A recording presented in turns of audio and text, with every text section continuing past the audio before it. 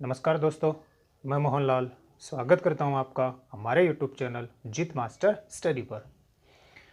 हमने ऑस्ट्रेलिया महाद्वीप एवं ओशिनिया महाद्वीप का एक सामान्य सा परिचय पिछले वीडियो में लिया है।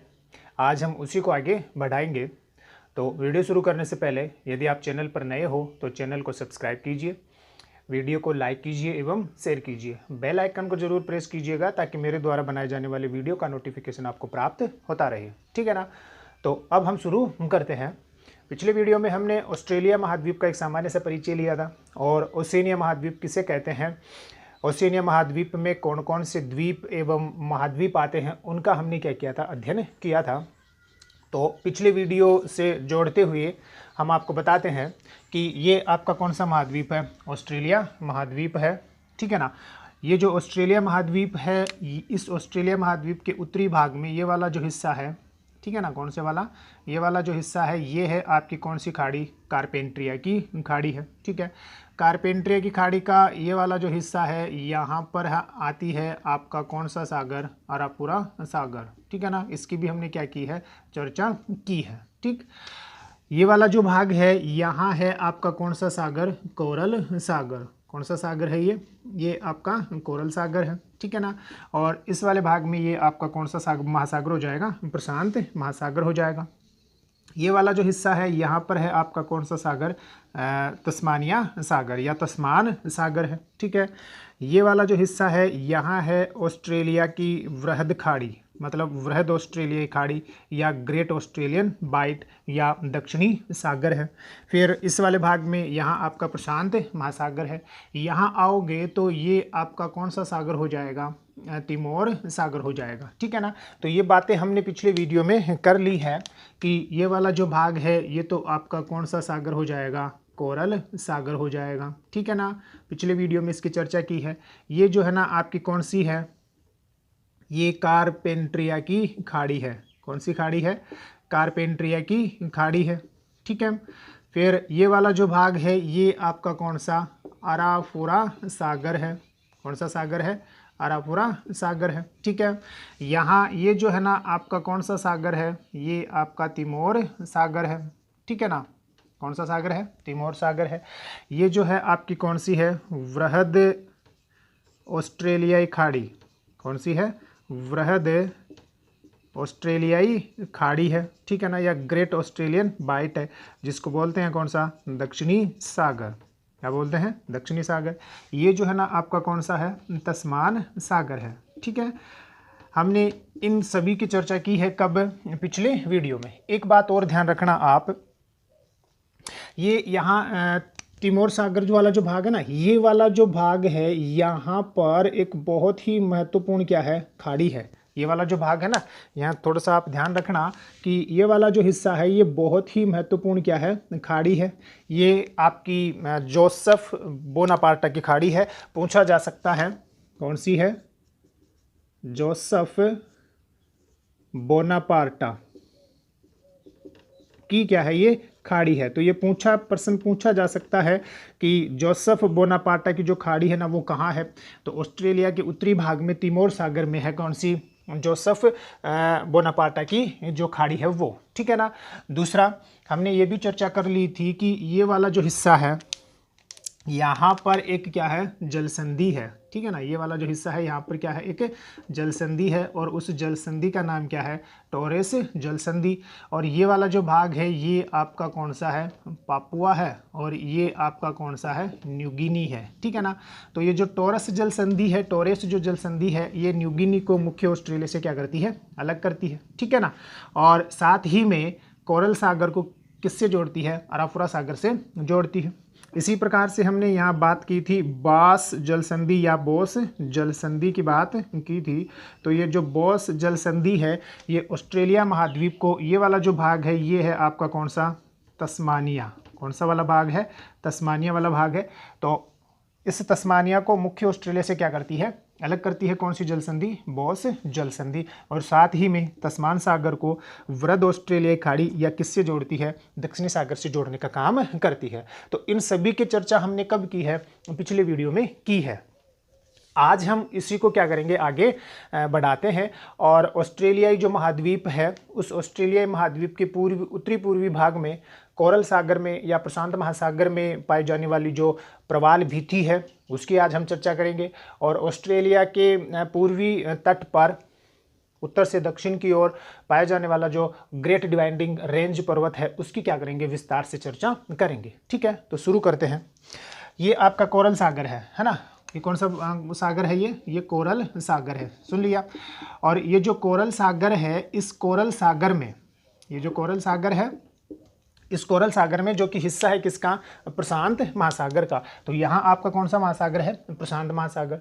तो इसी प्रशांत महासागर का हिस्सा है कौन सा, कोरल सागर। और इसी कोरल सागर में, इसी कोरल सागर में इस ऑस्ट्रेलिया महाद्वीप के उत्तरी पूर्वी भाग में तट के समानांतर, किसके समानांतर, तट के समानांतर जो प्रवाल भित्ति पाई जाती है उसी को क्या कहा जाता है, ग्रेट बैरियर रीफ कहा जाता है। तो ये वाला जो भाग है ना, यहाँ पर ऑस्ट्रेलिया, ये यहाँ पर जो प्रवाल भित्ति है उस प्रवाल भित्ति का क्या नाम है, ग्रेट बैरियर रीफ है।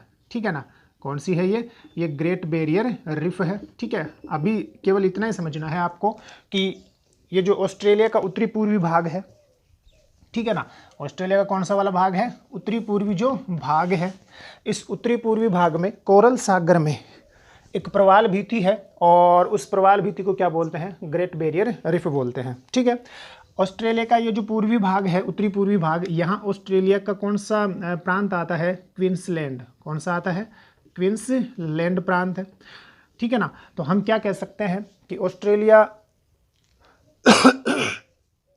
तो हम क्या कह सकते हैं कि ऑस्ट्रेलिया जो महाद्वीप है, इस ऑस्ट्रेलिया महाद्वीप के उत्तरी पूर्वी भाग में या क्वींसलैंड प्रांत के उत्तरी पूर्वी भाग में कोरल सागर में या प्रशांत महासागर में एक क्या है, प्रवाल भित्ति है। क्या है, प्रवाल भित्ति है, जिसकी लंबाई लगभग कितनी है, 1200 मील है। ठीक है ना, और जिसकी चौड़ाई जो है वो 10 से लेकर 90 मील है। ठीक है, तो ये क्या है, आपकी प्रवाल भित्ति है। ठीक है, जो लगभग 13,48,000 मतलब 13 लाख वर्ग किलोमीटर क्षेत्र में क्या है, फैली हुई है। ठीक है, अब ये किस प्रकार की प्रवाल भित्ति है, ठीक है ना, तो ये कौन सी है, अवरोधक प्रवाल भित्ति है। कौन सी है, अवरोधक प्रवाल भित्ति है। ठीक है ना, ध्यान रख लोगे, कौन सी भित्ति है, अवरोधक प्रवाल भित्ति है, जिसका नाम क्या है, ग्रेट बैरियर रीफ। क्या नाम है, ग्रेट बैरियर रीफ जो है ना, इसका क्या है, नाम है, या अवरोधक प्रकार की क्या है, ये प्रवाल भित्ति है। और ये विश्व की क्या है, यह विश्व की सबसे बड़ी, ये क्या है, विश्व की सबसे बड़ी प्रवाल भित्ति है। क्या है, विश्व की सबसे बड़ी प्रवाल भित्ति है, या विश्व का सबसे बड़ा कोरल सिस्टम है, कोरल रीफ सिस्टम है। कौन सा, ये ग्रेट बैरियर रीफ। ठीक है ना, तो एक तो आपको ये बात ध्यान रखनी है। अब हम बात करेंगे कि ये प्रवाल भित्ति क्या होती है, प्रवाल भित्तियाँ कितने प्रकार की होती हैं, प्रवाल भित्तियाँ कौन से क्षेत्रों में पाई जाती हैं, प्रवाल जो भित्तियाँ हैं इनकी उपयोगिता क्या है, और वर्तमान में प्रवाल भित्ति जो है इनके लिए कौन कौन सी समस्याएं उत्पन्न हो रही हैं। तो आप एक बार इसका क्या कर लीजिए, स्क्रीनशॉट ले लीजिए। अब बात करते हैं कि प्रवाल भित्तियाँ क्या होती हैं। प्रवाल भित्तियाँ किसे कहते हैं, या इसी को बोलते हैं मूंगे की चट्टान। क्या बोलते हैं, मूंगे की चट्टान किसे कहते हैं। ठीक है ना, तो प्रवाल भित्तियाँ क्या होती हैं, तो सीधी सी परिभाषा है प्रवाल भित्तियों की कि समुद्र के अंदर, इसके अंदर, समुद्र के अंदर, परिभाषा सुनना, समुद्र के अंदर प्रवाल या मूंगा नामक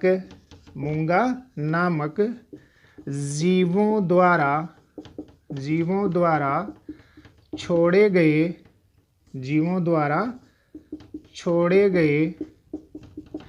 कैल्शियम कार्बोनेट, महत्वपूर्ण है, जीवों द्वारा छोड़े गए कैल्शियम कार्बोनेट से बनी चट्टानें क्या कहलाती हैं, प्रवाल भित्तियां कहलाती हैं। तो परिभाषा क्या हुई कि समुद्र के अंदर किसके द्वारा छोड़े गए प्रवाल या मूंगा नामक जो जीव है इसके द्वारा छोड़े गए कौन कैल्शियम कार्बोनेट से बनी चट्टानें क्या कहलाती हैं, प्रवाल भित्तियां कहलाती हैं। ठीक है, पहले बात करें कि ये मूंगा या प्रवाल क्या होता है, तो परिभाषा आपकी हो गई। अब बात करते हैं कि प्रवाल क्या होता है। ठीक है ना, तो प्रवाल क्या होता है, प्रवाल जो है ये एक क्या है, एक सूक्ष्म समुद्री जीव होता है। क्या होता है, सूक्ष्म समुद्री जीव होता है कौन, प्रवाल। ठीक है ना, अब किस प्रकार का सूक्ष्म समुद्री जीव होता है, तो ये चूना प्रधान सूक्ष्म समुद्री जीव होता है। कौन सा होता है, चूना प्रधान जीव होता है। कौन, प्रवाल जो है ना वो क्या होता है, चूना प्रधान जीव होता है। सिलेंट्रेटा मतलब कौन सा जीव होता है, ये होता है आपका कौन सा, सिलेंट्रेटा पॉलिप्स प्रकार का क्या होता है, जीव होता है। ठीक है ना, और ये जो सिलेंट्रेटा पॉलिप्स या ये जो चूना प्रधान जो जीव होता है ना, इसके जो अस्थि पंजर होते हैं, कौन होते हैं, अस्थि पंजर, मतलब इनका जो शरीर होता है वो शरीर किनका बना होता है, वो चूने का बना होता है या वो किनका बना होता है, कैल्शियम कार्बोनेट का बना होता है। किसका, कैल्शियम कार्बोनेट का बना होता है। ठीक है ना, तो इसीलिए क्या कहा जाता है कि प्रवाल या मूंगा जीवों के द्वारा छोड़े गए कैल्शियम कार्बोनेट से बनी जो चट्टानें होती हैं उन्हीं को क्या कहा जाता है, प्रवाल भित्तियां कहा जाता है।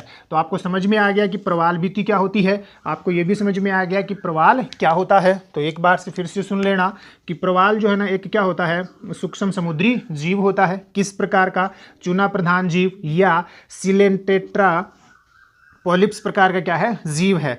ये जो सिलेंट्रेटा पॉलिप्स प्रकार का जो जीव होता है इसके जो अस्थि पंजर होते हैं, मतलब इनका जो शरीर होता है वो किनका बना होता है, कैल्शियम कार्बोनेट का बना होता है। और ये जो प्रवाल जो होते हैं ये लाखों करोड़ों की संख्या में रहते हैं और जब ये मृत हो जाते हैं, ठीक है ना, तो मृत होने के बाद में इनका जो खोल बचता है जो कि कैल्शियम कार्बोनेट का बना होता है, उन्हीं खोल के निक्षेप से किनका निर्माण होता है, इन प्रवाल भित्तियों का निर्माण होता है। ठीक है, तो दो बातें हमने देखी कि प्रवाल भित्तियां क्या होती है और प्रवाल जीव क्या होता है। अब हम बात करते हैं कि ये प्रवाल भित्तियां कहाँ पाई जाती हैं, तो आप एक इसका स्क्रीनशॉट ले लीजिए। ठीक है, तो सबसे पहले हमने क्या बात की कि प्रवाल भित्तियां क्या हैं, प्रवाल भित्तियां क्या हैं की चर्चा कर ली है। ठीक है, आपके ये समझ में आ गया। दूसरा हमने बात की कि प्रवाल जीव क्या होता है। ठीक है ना, प्रवाल जीव क्या है, तो इसकी भी हमने क्या कर ली है, चर्चा कर ली है। ठीक है, अब हम बात करते हैं कि प्रवाल कहाँ पाए जाते हैं, प्रवाल भित्तियां। अब हम बात करते हैं कि प्रवाल भित्तियां कहाँ पाई जाती हैं, कहाँ पाई जाती हैं। ठीक है ना, तो सबसे महत्वपूर्ण है कि प्रवाल भित्तियां कहाँ पाई जाती हैं। तो ध्यान से देखिए कि विश्व में सर्वाधिक जो प्रवाल भित्तियां हैं, विश्व में सर्वाधिक जो प्रवाल भित्तियां हैं ये हिंद प्रशांत महासागरीय भाग में पाई जाती हैं। कौन से वाले भाग में, हिंद प्रशांत महासागरीय भाग में पाई जाती हैं। मतलब इंडियन पैसिफिक ओशियन जो रीजन है इसमें क्या पाई जाती हैं, सर्वाधिक प्रवाल भित्तियां पाई जाती हैं। ठीक है ना, इस भाग में कहाँ, तो जो 30 डिग्री अक्षांश वाला भाग है, भूमध्य रेखा से 30 डिग्री अक्षांश वाला जो भाग है यहाँ पर ये सर्वाधिक पाई जाती है। ठीक है, कौन से महासागर में सर्वाधिक मिलती हैं, तो प्रशांत महासागर में। कौन से महासागर में, प्रशांत महासागर में ये क्या होती हैं, सर्वाधिक मिलती है। कहने का मतलब ये हो गया कि जो प्रवाल भित्तियां होती है ना, ये सामान्यतया जो उष्ण एवं उपोष्ण कटिबंधीय जो जलीय भाग होता है, चाहे वो सागरीय भाग हो चाहे महासागरीय भाग हो, उनमें तट से कुछ दूरी पर क्या होती हैं, ये प्रवाल भित्तियां मिलती हैं। ठीक है ना, उसकी भी बात करेंगे। तो क्या ध्यान रखना है कि हिंद प्रशांत महासागर वाला जो क्षेत्र है यहाँ सर्वाधिक मिलती है। कौन से महासागर में, प्रशांत महासागर में। कौन से महाद्वीप वाले भाग में, तो एशिया दक्षिणी पूर्वी जो एशियाई भाग है, कौन सा भाग है, दक्षिणी पूर्वी जो एशियाई वाला एशिया महाद्वीप वाला जो भाग है मतलब जो फिलीपाइंस द्वीप समूह है उसके दक्षिण में, है ना, इंडोनेशिया द्वीप समूह है उसके पूर्व में, और जो आपका पापुआ न्यूगिनी जो द्वीप समूह है ऑस्ट्रेलिया महाद्वीप वाला, उसके उत्तर पश्चिम में जो है ना क्या की जाती हैं, सर्वाधिक प्रवाल भीतियाँ पाई जाती हैं। ठीक है ना, तो ध्यान रख लोगे कि सर्वाधिक प्रवाल भीतियाँ 3 क्षेत्र हो गए, हिंद प्रशांत क्षेत्र में मिलती हैं, प्रशांत महासागर में मिलती हैं, दक्षिणी पूर्वी एशियाई क्षेत्र में मतलब इंडोनेशिया के पूर्वी भाग में, न्यूगिनी जो द्वीप समूह है उसके उत्तरी पश्चिमी भाग में, और जो फिलीपाइंस द्वीप समूह है उसके दक्षिणी भाग में क्या होती हैं, ये पाई जाती हैं। ठीक है, दूसरा सबसे महत्वपूर्ण कि प्रवाल जो भीतियां होती है ना, ये उष्ण एवं उपोष्ण कटिबंधीय, उष्ण एवं उपोष्ण कटिबंधीय जलीय जो भाग होता है, कौन सा भाग होता है, जलीय भाग में। ठीक है ना, चाहे वो आपका सागर का भाग हो, चाहे समुद्र का हो, और चाहे आपका कौन सा हो, महासागर का जो भाग होता है ना, वहीं पर क्या मिलती हैं, प्रवाल भीतियां मिलती हैं। दूसरी कंडीशन, उष्ण एवं उपोष्ण कटिबंधीय जो जलीय भाग होता है, तो यहीं पर क्यों मिलती है, तो यहीं पर इसलिए मिलती है क्योंकि इन प्रवालों के विकास के लिए 20 डिग्री सेल्सियस अथवा 21 डिग्री सेल्सियस से ज़्यादा तापमान की आवश्यकता होती है। मतलब औसत तापमान अगर आप देखोगे तो 20 से 30 डिग्री सेल्सियस वाला तापमान वाला जो भाग होता है, उसी जलीय भाग में आपको क्या मिलती है, ये प्रवाल मिलते हैं। ये प्रवाल यहाँ जीवित रहते हैं, तो यहीं पर क्या मिलती हैं, प्रवाल भीतियाँ मिलती हैं। ठीक है ना। तीसरी बात आपको क्या ध्यान रखनी है कि प्रवाल जो है ना वो हमेशा कौन से जल में मिलता है, स्वच्छ एवं साफ जल में ही मिलता है। कौन से जल में, स्वच्छ एवं साफ जल में ही मिलता है। ठीक है ना, कहने का मतलब ये हो गया कि स्वच्छ एवं साफ जल में ही क्यों मिलता है, क्योंकि जहाँ पर नदियाँ गिरती हैं, जिस सागर महासागर के तटीय भाग में नदियाँ गिरती हैं, तो अवसादों की मात्रा वो अपने साथ लेकर आएंगी। तो जो अवसाद युक्त जल होता है उसमें मूंगा या प्रवाल जीवित नहीं रह पाता, क्योंकि अवसादों से मूंगा जो होता है उसका मुंह बंद हो जाता है और वो क्या हो जाता है, समाप्त हो जाता है। ठीक है ना। तो कौन से में मिलता है, आपके स्वच्छ एवं साफ जल में ही क्या होता है, ये मूंगा जीव मिलता है, और वहीं पर आपको क्या मिलेगी, प्रवाल भीतियाँ मिलती हैं। ठीक है, अगला, कम जो लवणता वाला जल होता है, कम लवणता युक्त जो जल है, ठीक है ना, औसतन कितनी, 27 से लेकर 30 पीपीटी वाला जो जल होता है, वहीं पर क्या होता है, आपकी प्रवाल मिलते हैं, वहीं पर प्रवाल भीतियाँ मिलती हैं। ठीक है ना। इसके अलावा कहाँ मिलता है, तो सामान्यतया जो उथले सागर हैं, उथला जो जलीय भाग होता है, कौन सा, उथला जो जलीय भाग होता है, क्योंकि ये जो प्रवाल हैं ये 200 से 250 फीट की गहराई तक, तो 200 से 250 फीट की गहराई वाला जो जलीय भाग होता है वहीं पर क्या होती हैं, ये प्रवाल भीतियाँ पाई जाती हैं, वहीं पर इन प्रवालों का क्या होता है, विकास होता है। इससे ज़्यादा गहराई पर प्रवालों का विकास नहीं हो पाता, क्योंकि ऑक्सीजन की कमी हो जाती है और सूर्य का प्रकाश नहीं पहुँच पाता है। तो ये वो उपयुक्त वो कंडीशन है, ये उपयुक्त वो क्षेत्र हैं जहां पर क्या मिलती हैं, ये आपकी प्रवाल भीतियां मिलती हैं। ठीक है, ध्यान रख लोगे ना। अब 3 बातें हमारी हो गई कि प्रवाल भीतियां क्या हैं, प्रवाल जीव क्या होता है, प्रवाल भीतियां कहाँ पाई जाती हैं। अब हम बात करते हैं कि प्रवाल जो भीतियां होती है ना वो कितने प्रकार की होती है, और प्रवाल जो भीतियां हैं इनकी उपयोगिता क्या है, और वर्तमान में प्रवाल भीतियों के सामने कौन सी समस्याएं खड़ी हैं। ठीक है ना, तो स्क्रीनशॉट लीजिए, आगे बात हम करते हैं। अब हम बात करते हैं कि प्रवाल भीतियां कितने प्रकार की होती हैं। ठीक है ना, कौन सी, प्रवाल भीतियां के जो प्रकार हैं, तो सामान्यतः प्रवाल भीतियां जो कितने प्रकार की होती हैं, 3 प्रकार की। एक तो आपकी कौन सी, तटीय प्रवाल भीति, कौन सी होती है, एक तो आपकी तटीय प्रवाल भीति होती है। ठीक है ना, कौन सी होती है, तटीय प्रवाल भीति होती है। दूसरी जो है ना वो आपकी एटोल होती है, कौन सी है, एटोल होती है। और तीसरी जो है ना वो आपकी कौन सी होती है, अवरोधक प्रकार की प्रवाल भीति। तो 3 प्रकार की क्या होती हैं, प्रवाल भीतियां होती हैं।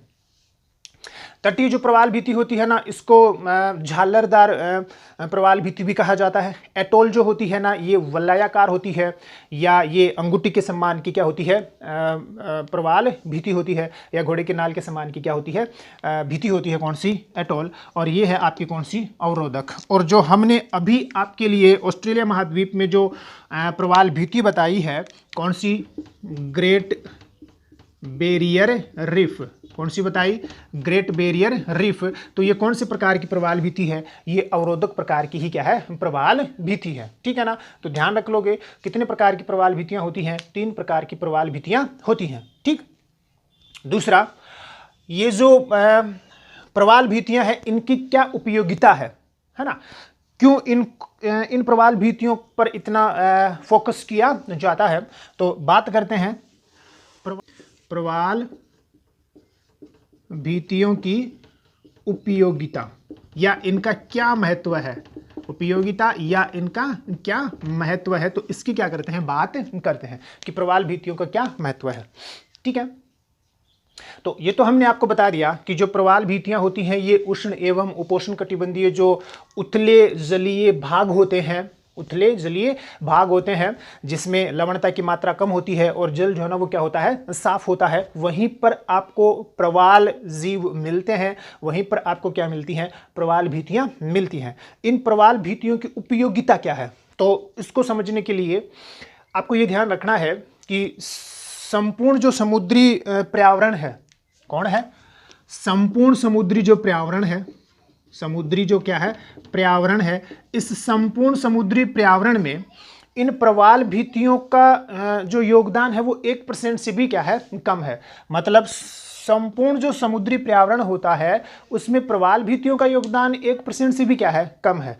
परंतु संपूर्ण समुद्री पर्यावरण के जो जीव हैं उन जीवों का 25% जो भाग है वो किस पर निर्भर करता है? प्रवाल भित्तियों पर ही निर्भर करता है। मतलब टोटल जो समुद्री जीव हैं या संपूर्ण जो समुद्री जीव हैं उनका 25% भाग जो है ना वो किन पर निर्भर करता है? प्रवाल भित्तियों पर निर्भर करता है। पहली सबसे ज्यादा महत्वपूर्ण बात कि 25% समुद्री जीवन, 25% समुद्री जीवन किसके ऊपर निर्भर करता है? 25% समुद्री जीवन जो है ना वो इन्हीं प्रवाल भित्तियों के ऊपर निर्भर करता है। ये इसका पहला महत्व है। किसका? प्रवाल भित्ति का। ठीक। दूसरा महत्व क्या है? प्रवाल जो भित्तियां है ना ये समुद्री जीवों को आश्रय प्रदान करती हैं, समुद्री वनस्पतियों को आश्रय प्रदान करती है। मतलब समुद्री जीवों एवं वनस्पतियों को आश्रय प्रदान करने के साथ साथ ही इन प्रवाल भित्तियों का क्या है? औषधीय महत्व भी है। क्योंकि बहुत सारी जो दर्द निवारक दवाइयाँ हैं, बहुत सारी दर्द निवारक जो दवाइयाँ हैं, बहुत सारी जो दर्द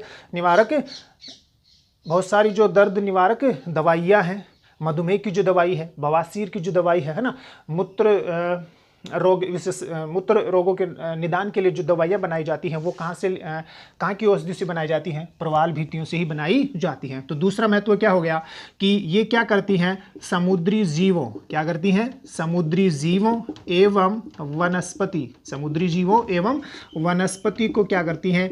आश्रय प्रदान करती हैं। साथ ही में इनका कौन सा महत्व भी है? औषधीय महत्व भी है। कौन सा? औषधीय महत्व भी है, क्योंकि बहुत सारी दर्द निवारक दवाइयाँ, कौन सी दवाइयाँ? बहुत सारी दर्द निवारक दवाइयाँ जो है ना वो किन से बनती हैं? इन्हीं से बनती हैं। ठीक। ये इसका क्या है? दूसरा महत्व है। तीसरा महत्व क्या है? तो तीसरा महत्व ये है कि ये जो प्रवाल भित्तियाँ होती है ना ये विश्व के, किसके? विश्व के दूसरे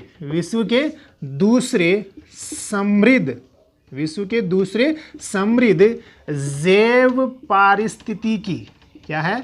दूसरे विश्व के समृद्ध जैव पारिस्थितिकी तंत्र है। या यूँ कहें कि ये जो प्रवाल भित्तियाँ होती है ये, या यूँ कहें कि ये जो प्रवाल भित्तियाँ हैं ये विश्व के दूसरे सबसे समृद्ध क्या हैं? जैव विविधता के क्षेत्र हैं। ठीक है ना?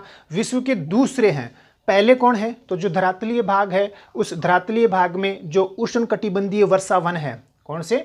उष्ण कटिबंधीय जो वर्षावन है जैसे अमेजन नदी के वर्षावन, ये विश्व के सर्वाधिक क्या है? जैव विविधता समृद्ध क्षेत्र हैं। ठीक है ना? सुना होगा कि विश्व की 20% जो ऑक्सीजन है है ना, पृथ्वी को जो 20% ऑक्सीजन है वो अकेले कहाँ से मिलती है, अमेजन नदी के वर्षा वनों से ही मिलती है। और साथ ही में वहाँ पर जैव विविधता भी क्या होती है, सर्वाधिक पाई जाती है। मतलब जो भूमध्य रेखी जो क्षेत्र हैं या उष्णकटिबंधीय जो क्षेत्र हैं, यहीं पर विश्व में सर्वाधिक क्या मिलती है, जैव विविधता मिलती है। और विश्व की दूसरी सर्वाधिक जो जैव विविधता है वो कहाँ मिलती है, इन कोरल रीफ में मिलती है, प्रवाल भित्तियों में मिलती है। इसी वजह से क्या कहा जाता है कि ये विश्व की क्या है, दूसरे समृद्ध जैव विविधता वाला भाग है या पारिस्थितिकी तंत्र वाला भाग है। कौन सा, प्रवाल भित्ति। इसी वजह से प्रवाल भित्तियों को क्या कहा जाता है, समुद्र के वर्षा वनों की संज्ञा दी जाती है। समुद्र के क्या है, ये वर्षा वन कहलाते हैं। कौन, ये जो प्रवाल भित्तियां हैं इनको क्या कहा जाता है, समुद्र के वर्षा वनों की संज्ञा दी जाती है ना, रेन फॉरेस्ट ऑफ ओशियन की संज्ञा दी जाती है। ठीक है ना। दूसरा आपको क्या ध्यान रखना है, तीसरा, इसी वजह से ये जो प्रवाल भित्तियां होती हैं ये हॉट स्पॉट होता है, ये जैव विविधता के क्या होते हैं, हॉट स्पॉट होते हैं। कौन से, प्रवाल भित्तियां। विश्व में दूसरी सर्वाधिक जैव विविधता इन्हीं प्रवाल भित्तियों के हॉट स्पॉट में मिलती है। ठीक है ना, ध्यान रख लोगे। और क्या ध्यान रखनी है, ये जो प्रवाल भित्तियां हैं, जैसे आपकी आई थी ना कौन सी, ग्रेट बैरियर रीफ, कौन सी आई, ग्रेट बैरियर जो रिफ आई थी, ये ग्रेट बैरियर जो रिफ है ना, ये किसके लिए प्रसिद्ध है, ये जैव विविधता के लिए क्या है, प्रसिद्ध है। ठीक है ना। और आपको पता होना चाहिए कि ग्रेट बैरियर जो रिफ है ऑस्ट्रेलिया महाद्वीप के पूर्वी भाग में, इसे यूनेस्को ने क्या किया है, विश्व धरोहर सूची भी घोषित किया है। तो ये इसका क्या है, तीसरा महत्व है किसका, इस प्रवाल भित्तियों का। चौथा आप क्या कर सकते हो कि ये किसके लिए प्रसिद्ध है, या ये पर्यटन को बढ़ावा देती है, मतलब इसका आर्थिक क्या है, महत्व भी है। और जब पर्यटन इसको मिलती है तो बहुत सारे लोगों को क्या करती है, ये रोजगार उपलब्ध कराती है। ठीक है ना। ये मुख्य महत्व है किसके, प्रवाल भित्तियों के। अब बात करते हैं कि समस्या क्या है, वर्तमान समय में प्रवाल भित्तियों के सामने समस्या क्या है। ठीक है ना। तो प्रवाल भित्तियों की सबसे बड़ी समस्या है कि इनका अपरदन हो रहा है ना, इनको नुकसान पहुंच रहा है। तो नुकसान क्यों पहुंच रहा है, ग्लोबल वार्मिंग हो रही है, जलवायु परिवर्तन के कारण से जो है ना प्रवाल भित्तियों को नुकसान पहुंचता है। ठीक है। दूसरा, कोरल ब्लीचिंग के कारण से क्या है, प्रवाल भित्तियों को नुकसान पहुंचता है। ठीक है ना। समुद्र में जब या महासागरीय जल में जब प्रदूषण बढ़ता है, या महासागरीय जल में जब अम्लता की मात्रा बढ़ जाती है या अम्लीयपन ज़्यादा हो जाता है, तो भी किसको नुकसान पहुंचता है, इन प्रवाल भित्तियों को, इन प्रवाल जीवों को क्या है, नुकसान पहुंचता है। विभिन्न जो मनुष्य की गतिविधियां हैं, आर्थिक जो गतिविधियां हैं, मतलब पर्यटन और रोजगार के कारण से भी इन प्रवाल भित्तियों को क्या होता है, नुकसान पहुंचता है। ठीक है ना। इसी प्रकार से एक जीव है स्टारफिश नामक एक, मतलब मछली है, स्टारफिश नामक एक क्या है, मछली है, जिसको क्राउन ऑफ थॉर्न कहा जाता है। क्या कहा जाता है, क्राउन ऑफ थॉर्न, मतलब स्टारफिश नामक एक मछली है। ये स्टारफिश नामक जो मछली है ना, ये क्या है कि ये जो सिलेंटेट्रा जो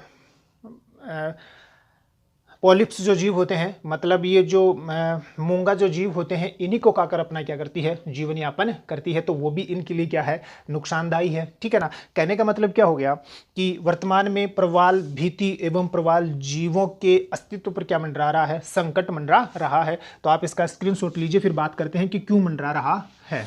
तो प्रवाल भित्तियों पर जो संकट है ना, वो क्यों मंडरा रहा है। ठीक है ना। तो इसके बहुत सारे कारण हैं। पहला है आपका कौन सा, जलवायु परिवर्तन। कौन सा है, जलवायु परिवर्तन। अब जलवायु परिवर्तन कैसे होगा, तो जैसे जलवायु परिवर्तन होता है तो ग्लोबल वार्मिंग की समस्या के कारण या तो महासागरों का जो जल है उसका तापमान कम हो जाएगा या बढ़ जाएगा। सामान्यतः महासागरों के जल के तापमान में वृद्धि होने से जो मूंगा जो जीव होता है, प्रवाल जो जीव होता है, उसके अस्तित्व पर संकट मंडराता है। ठीक है ना। दूसरा जो कारण है वो आपका कौन सा हो जाएगा, दूसरा आपका हो जाएगा कोरल ब्लीचिंग। कौन सा हो जाएगा, कोरल ब्लीचिंग।